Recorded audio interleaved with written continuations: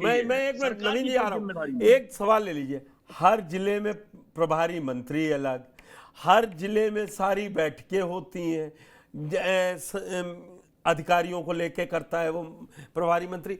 ये चूक हो कहाँ जा रही है जब इतना तगड़ा सब मतलब सिस्टम बना रखा है, रिपोर्ट जाएगी हॉटलाइन पे, तब फिर ये गलती रुकेगी कहाँ? गलती मुख्यमंत्री कार्यालय से रुकेगी जब आपने सीधा संदेश ये दे दिया। एक जिले में बैठा कप्तान ये कहता है कि विधायक और मंत्री मेरा क्या बिगाड़ लेगा, तुम्हारी औकात नहीं कि मेरा ट्रांसफर आप करा सको, ठीक है, तुम्हारी औकात नहीं कि मेरे खिलाफ जांच आप करा सको। उसे मालूम है कि मुख्यमंत्री लेवल से कार्रवाई होनी है और मुख्यमंत्री पे जाकर के जब आप मेरी शिकायत करोगे, सीधा मेरा टच है मुख्यमंत्री से। विजय जी, यही तो मुख्यमंत्री आंख बंद करके वैसे तो जो रूल बुक है वो कहती ही नहीं है कि एसपी डायरेक्ट सीएमओ ऑफिस में बात कर ले जब तक कहा ना जाए, या डीएम कर ले, वो तो मतलब प्रोटोकॉल में ही नहीं आएगा। फिर ये इतना मन बढ़ अधिकारी कैसे हो गए? अगर विजय जी की सुनील जी की बात मान लो, इतना मन बढ़ अधिकारी है इस समय यूपी में। नहीं, देखिए, आजादी के बाद से जो हमारा पुलिस सिस्टम है ये पॉलिटिकल टूल भी है। राजनेता इन्हें अपने सुविधा से इस्तेमाल करते हैं। और अगर आप याद करिए कि जब भी चुनाव होता है तो हम लोग बात करते हैं कि अरे 10-15 हजार वोट तो थाना मैनेज कर देता है, उपचुनाव में तो खास तौर से बहुत आसानी से मैनेज करता है। तो ये जब पॉलिटिकल टूल की तरीके से किसी इंस्टीट्यूट को आप यूज करेंगे तो निश्चित तौर पे उसमें उसकी दिक्कतें आएंगी कि भाई कौन किस सरकार का सगा अफसर। मुझे याद है कि इसी सदी की बात करता हूँ, 21वीं सदी की, 2001 में राजनाथ जी के मुख्यमंत्री थे, पता था कि कौन से अफसर उनके खास हैं। फिर मुलायम सिंह मायावती की सरकार आई 1 साल के लिए, पता था कि कौन से अफसर उनके करीबी हैं। फिर मुलायम सिंह की सरकार आई, साफ साफ था कि कितने अफसर उनके करीबी हैं। फिर मायावती की 5 साल की सरकार आई, उसमें भी, और जब अखिलेश की 5 साल की सरकार आई उसमें भी, और योगी जी की सरकार जब से आई है तो भी पता है कि कौन अफसर बहुत करीबी। कोई चीज अब किसी से छिपी नहीं। लेकिन योगी जी की सरकार में एक अच्छी बात है, द्विवेदी जी शायद मुझसे सहमत होंगे, कि अच्छे थानों का जो की चर्चा हम लोग करते थे, मीडिया के लोग, हम लोग करते नहीं है अब या तो थाने सुधर गए हैं, या तो उनकी इनकम कम हो गई, या हम लोग दबाव में हैं। नहीं, आखिरी थाना मुझे मालूम है लखनऊ का तो गुडम्बा थाना था जिसको अवार्ड मिला था। अब लखनऊ का गुडम्बा छोड़ दीजिए, आप प्रदेश के चिन्हित थाने थे, 20-20 लाख रुपए उसके लिए लोग देने को तैयार रहते हैं। और मैं नहीं समझता कि उन थानों की इनकम आज कम हो गई होगी। किसी भी थाने की जो सबसे ज्यादा इनकम आती है अतिक्रमण जराइम पेशा से, अतिक्रमण से तो शायद उतना नहीं लेते हैं, लेकिन जराइम पेशे से सबसे ज्यादा पैसे आते हैं। और पहले तो गो तस्करी से बहुत पैसा आया करता। बहरहाल वो सब इशू नहीं है, डिबेट का विषय भी आपके नहीं है। लेकिन मैं मोटे तौर पे इन तमाम लगातार हो रही घटनाओं में मैं मानता हूं कि पुलिस सुधार होना बहुत जरूरी है। कई कमेटियां बनी, जेएफ रिबोरो कमेटी बनी, मलीमत कमेटी बनी, पद्मनाभैया कमेटी बनी, प्रकाश सिंह की सबसे जो चर्चित सबसे महत्वपूर्ण है जिसपे सुप्रीम कोर्ट ने संज्ञान लिया, प्रकाश सिंह की कमेटी बनी और उन्होंने तमाम सिफारिशें की। कोई अच्छी सरकार वो एक काम अगर अच्छा करती है तो उसको बनाए रखने के लिए उसे व्यवस्था में बदलाव भी लाने की जरूरत होती है। अगर आप पुलिसिंग को नई सांचे में ढालेंगे नहीं, इंफ्रास्ट्रक्चर मजबूत नहीं करेंगे, मैन पावर, उत्तर प्रदेश में 2.5 लाख पुलिस फोर्स है टोटल, और उसमें सबको मिला लीजिए, और 25 करोड़ की आबादी है, 25 करोड़ लोगों पर सिर्फ 2.5 लाख लोग हैं। इस पे छोटा सा सवाल ले लीजिए, आपकी मैं बात, आपने 2.5 लाख पुलिस वाले समझाए, लेकिन 2017 से पहले लॉ एंड ऑर्डर को लेकर इस प्रदेश की जनता क्या सोचती थी और कितना बदलाव आ गया? ना कोई बहुत बड़े पुलिस रिफॉर्म हुए। ये एक मैसेज जो मैं सुनील जी की इस बात से सहमत हूं, जब विधायक और मंत्री की जिले का कप्तान सुनेगा नहीं तो फिर वो कहां जाएगा? वो क्यों लोड लेगा? किसका लोड लेगा? पुष्कर जी, विधायक मंत्री की सुनेगा तो अपराधी को शरण देना पड़ेगा, उसे अपराधी को छोड़ना पड़ेगा। इसीलिए ये एक दो सिक्के के दोनों पहलू हैं। एक पहलू ये है कि विधायक मंत्री की सुनी जाए, दूसरी है कि नहीं सुनेगा तो पब्लिक की कैसे सुनवाई होगी। दोनों बातें अपनी जगह हैं, ये दोनों बड़ी विरोधाभासी बातें हैं। मेरा पर्सनल अनुभव ये है कि अगर आपने पुलिस कप्तान को नेताजी के हवाले कर दिया जिले के, तो नेताजी कहेंगे यार इसको छोड़ दो, इसको फंसा दो, क्योंकि ये चुनाव मेरा विरोध करता है। मोहित पांडे वाले केस में तो यही हुआ ही है, जो उसका भाई आरोप लगा रहा। मैं ये नहीं कह रहा हूं कि इसमें वो दोषी है कि नहीं, कि गोंडा के बीजेपी नेता झगड़ा ही है उसका। नहीं पुष्कर जी, इस मामले में, मोहित पांडे वाले मामले में तो उसका झगड़ा ही भाई से हुआ था, और उसमें एक नए आदेश का उसमें एंट्री हो गई है कि नहीं, उससे भी झगड़ा था, उसके चाचा वहां घूम रहे थे, उन्होंने विधायक से प्रेशर डलवाया। जी। लेकिन विधायक से प्रेशर डालने में कोई थाना अध्यक्ष इतना मूर्ख नहीं होता है कि इतना मारेगा कि आदमी मर जाए। विधायक की एक तरफ हम कह रहे हैं हैसियत ही नहीं है पुलिस में, दूसरी तरफ हम कह रहे हैं विधायक के कहने पे मार दिया। दोनों दोनों बातें नहीं सही हो सकती, एक ही बात सही होगी।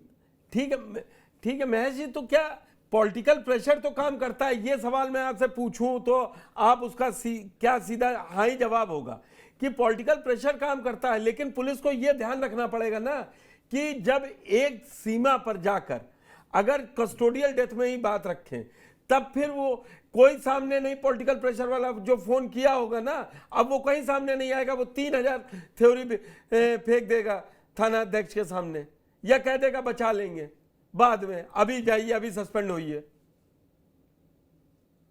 देखिए, पॉलिटिकल प्रेशर करता भी या नहीं भी करता है, ये बहुत कुछ अधिकारी पर व्यक्तिगत रूप से निर्भर करता है। परंतु इस प्रकरण में ये कहना कि किसी पॉलिटिकल प्रेशर के कारण ऐसा मारा गया कि मर जाए, ये समझ में आने वाली बात नहीं है। ऐसा ज़्यादातर जब कस्टोडियल डेथ होती है तो होता ही है कि कोई नया सिपाही जो बिना बात में अपना गुस्सा निकाल रहा है, और वो क्या करता है कि मारना पीठ में और सर में मार दिया, ऐसा देखा गया है। अब वो सर में मरने से तो उसकी मौत हो गई, मतलब नेग्लिजेंट, और साथ ही साथ दया भाव या कहिए एम्पैथी बिल्कुल नहीं होती है ऐसे व्यक्ति में, और वो गलत तब कस्टोडियल डेथ ज्यादातर होती है। इस प्रकरण में भी मैं समझता हूँ कि पॉलिटिकल प्रेशर की वजह से नहीं मारा गया। ये हो सकता है कि कोई ऐसा आदमी रहा हो जो कुछ मिला हो जुला हो, उसने गलत ढंग से कहीं मार दिया हो जिसकी वजह से मृत्यु हो गई हो। परंतु अभी मैं जो मालूम नहीं पोस्टमार्टम रिपोर्ट क्या है, हो सकता है हार्ट अटैक से, मुझे पता नहीं कि किसने हुई है, लेकिन पॉलिटिकल प्रेशर की वजह से मार दिया, ये बात समझ में आने की नहीं है।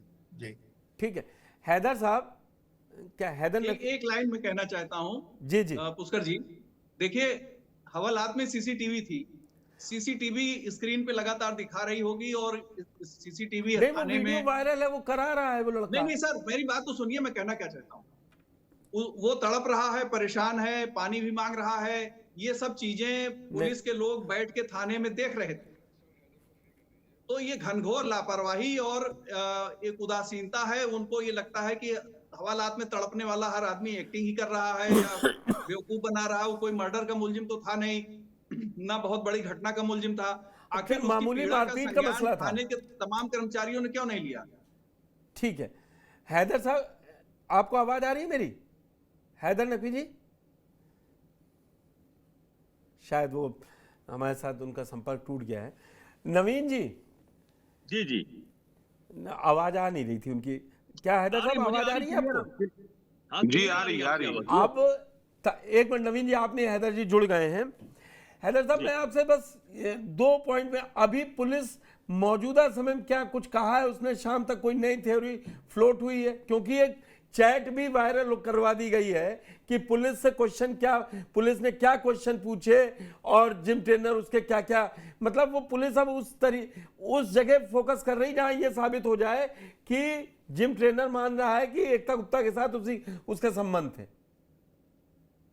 नहीं, देखिए ये एक माइंडसेट की प्रॉब्लम है जिसकी वजह से ये घटना देर से खुली, क्योंकि आमतौर से यही होता है कि अगर कोई शादीशुदा महिला या महिला के साथ कुछ हो जाए तो वो ये मान के चला जाता है कि भाई वो रोमांटिकली इंटैंगलमेंट का मामला है और उसके अंदर बहुत ज्यादा वो वापस आ जाएंगी या इन लोगों का इसमें अपना भी ऐसा यही हुआ होगा। शुरुआत में, इसमें जी, पुलिस ने शुरुआत यही में जो माना पुलिस कि की लड़की, स्लैकनेस रही है वो इसी माइंडसेट की प्रॉब्लम रही है। अब इसमें बेसिकली पुलिस को के सामने जो चुनौती है वो ये है कि मोटिव एस्टैब्लिश करना है, क्योंकि जो घटनाक्रम है, जो एविडेंसेस हैं और जो सर्कमस्टेंशियल एविडेंसेस हैं, उसमें अभी तक ये क्लियर ही नहीं हो पा रहा है कि किस तरीके से ये इसकी एक्चुअल में हत्या कहाँ पे हुई। वो बता रहे हैं पार्किंग लॉट में हुई। जो सीक्वेंस ऑफ इवेंट्स हैं वो बिल्कुल अलग पैटर्न पे इशारा कर रहे हैं। तो अब पुलिस ने आज उसके पुलिस कस्टडी रिमांड के लिए अप्लाई किया है और वहां पे वो क्राइम सीन्स का जो 2-3 पॉइंट्स हैं उनका रिकंस्ट्रक्शन भी कराना चाहते हैं और फोरेंसिक्स से जो मटेरियल मिला था गाड़ी से अब वो उसको री एग्जामिन कराना चाहते हैं। शायद अगर पहले करा लिया होता तो ये आदमी पहले पकड़ जाता। पूरी बारिश और निकल गई, पानी गंगा में बहुत बह गया, अब जी कहाँ जी, उस कार में क्योंकि मिलेगा देखिए फॉरेंसिक। इसमें इम्पोर्टेंट बात जो मुझे खटक रही है अभी तक कि ये जो आदमी 4 महीने तक अपना मोबाइल बंद किए रहा, वो अचानक उसने ऑन किया और वो पकड़ गया। और उसने गहराई भी बहुत सोच समझ के रखी, जितना गहरे में बॉडी को गाड़ा जाएगा। द्विवेदी साहब लाइन पे हैं, वो इस बात से मेरे सहमत होंगे कि उसका डिकम्पोजिशन बहुत तेज होगा। और जी। जो स्ट्रैंगुलेशन की बात है कि उसको गला घोट के मारा, तो वो अब पॉसिबल कैसे होगा उसको प्रूव करना वो कि तो हड्डियां कंकाल क्योंकि बची हैं बहुत कम। कार्टिलेजेस गल गए हैं, कार्टिलेजेस गल गए हैं, जो ब्रेक होते हैं वो कार्टिलेजेस गल गए हैं, ये पोस्टमार्टम में है इस बात का। तो अब पुलिस के सामने बड़ा चैलेंज है कि इस मामले में कि सही तस्वीर लेके आए। ठीक है। क्योंकि देखिए इसमें एक चीज है सर कि पुलिस ने चाहती तो जैसे उसने पहले कहा कि भाई गंगा में हमने फेंक दी थी बॉडी, तो पुलिस उसको मान के वो मामला क्लोज भी कर सकती थी, बट लेकिन उससे लगातार परसिस्टेंटली पूछा गया, फैमिली का प्रेशर भी था। और फैमिली ने जो है ना कि इसमें पुलिस को भले ही स्लैक थी, लेकिन फैमिली स्लैक नहीं थी। फैमिली लगातार इस मामले में काम करती रही और इवेंचुअली ये बॉडी रिकवर हुई। ठीक है नवीन जी,